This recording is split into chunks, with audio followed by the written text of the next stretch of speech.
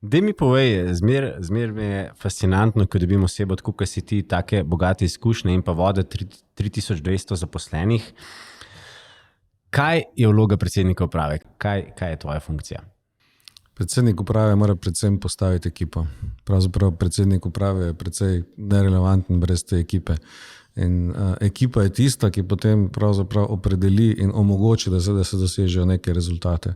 In to je tudi najtežji del. Se pravi, ne samo zbrati najprimernejše posameznike za posamezno nalogo, ampak tudi ustvariti neko kompatibilnost med njimi in sodelovanje. Ta del je vedno izziv, v telekomunikacijah tudi dosti tradicionalen izziv, vedno je pač ta delitev prodaja tehnika in premoščanje tega v to, da se to združi v uspešno podjetje kot celoto, je v resnici največji izziv. In vsaj v telekomunikacijah je to temeljna naloga direktorja.